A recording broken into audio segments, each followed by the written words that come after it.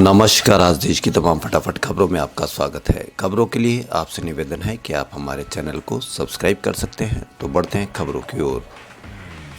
आंध्र प्रदेश उच्च न्यायालय ने शुक्रवार को एक विशेष मुख्य सचिव समेत 3 आईएएस अधिकारियों को अदालत की अवमानना का दोषी ठहराते हुए 1 महीने की जेल की सजा सुनाई है और साथ ही प्रत्येक को 2-2 हजार रुपये का जुर्माना भरने का भी आदेश दिया।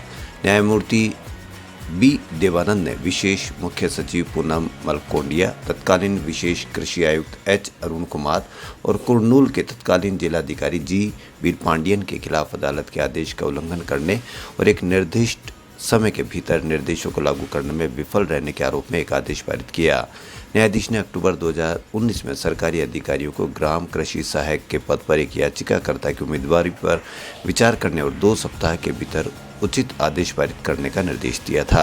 याचिकाकर्ता ने हाईकोर्ट के आदेश को लागू करने में विफल रहने के कारण संबंधित अधिकारियों के खिलाफ अवमानना का मामला दायर किया था।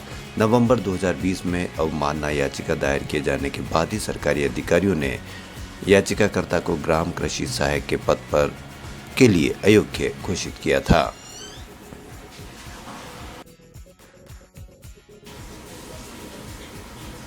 दिल्ली सरकार ने एक नीतिगत निर्णय लिया है जिसमें बार संचालकों को तड़के 3 बजे तक शराब परोसने की अनुमति दी जाएगी।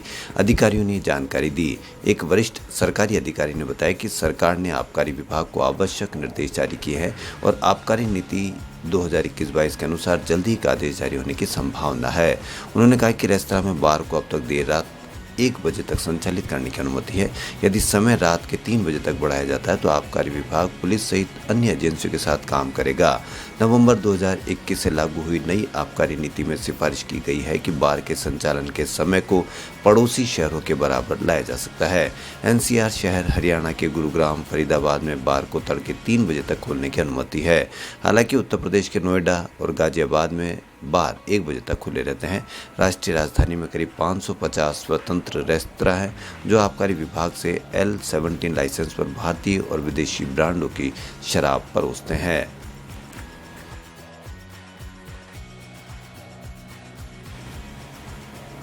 भारतीय विमानन नियामक डीजीसीए ने कहा है कि उड़ान कंपनियां उन यात्रियों को भी विमान में प्रवेश नहीं देने की अनुचित गतिविधियों में लिप्त है जो समय पर हवाई अड्डे पर पहुंच जाते हैं।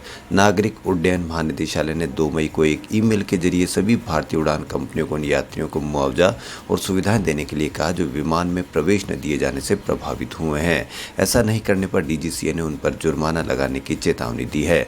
सूत्रों ने कहा कि कोविड-19 मामलों में कमी होने के चलते भारतीय उड़ान कंपनी अपनी विमान की यात्री क्षमता से अधिक टिकटों की बुकिंग कर रही है और जब यात्रियों की संख्या विमान में सीटों की संख्या से अधिक हो जाती है तो कंपनियां यात्रियों को विमान में सवार नहीं होने देती।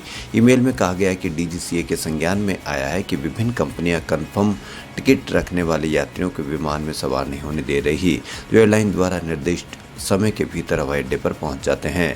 ईमेल में यह भी कहा गया है कि ये प्रथा यात्रियों के लिए बेहद अनुचित है और इससे विमानन उद्योग की बदनामी होती है।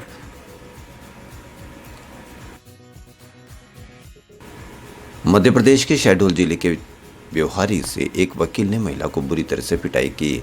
इस घटना से जुड़ा एक वीडियो सोशल मीडिया पर जमकर वायरल हो रहा है। वायरल हो रहे वीडियो में ब्योहारी न्यायालय परिसर में एक वकील महिला को सरेराह दौड़ा कर पीट रहा है। हैरानी की बात यह कि वहां पर मौजूद लोगों ने इसके खिलाफ कोई आवाज़ नहीं उठाई और न ही किसी ने भी आगे आकर महिला की मदद नहीं की।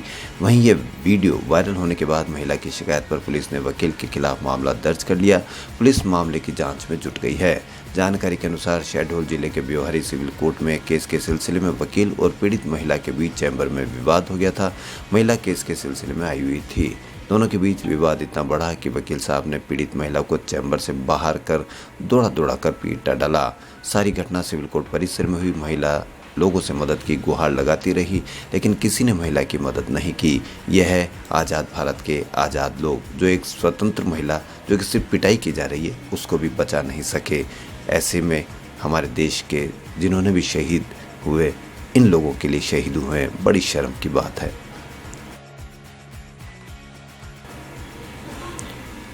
घरेलू गैस सिलेंडरों के दाम में शनिवार को 50 रुपये का इजाफा हुआ है। इसके बाद दिल्ली में नई कीमत 999.50 रुपये हो गई है।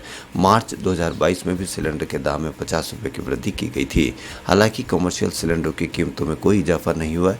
इससे पहले 1 मई को कमर्शियल सिलेंडर के दाम 102 रुपये बढ़े थे। इसके बाद इनकी कीमत 2355 रुपये हो गई।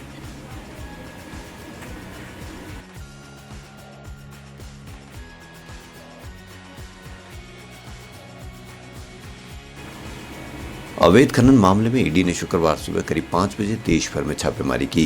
ये कार्रवाई झारखंड की सीनियर आईएएस अधिकारी पूजा सिंघल और उनसे जुड़े सत्ता के करीबी व्यक्तियों के 25 ठिकानों पर की गई है। अफसर के करीबी सीए के घर से 19.31 करोड़ रुपए जब्त किए गए। देर रात सुरक्षाकर्मी कई बक्सों में भरकर इसे बसों में ले गए। न्यूज दावे छापेमारी में 19.31 करोड़ रुपए जांच एजेंसी को मिले हैं। जांच अधिकारियों ने नोट गिनने वाली मशीनें मंगाई और कैश की गिनती की। पूजा सिंघल के ससुर कामेश्वर झा को भी गिरफ्तार कर लिया गया है। इसके अलावा सीए के भाई को भी टीम अपने साथ ले गई है।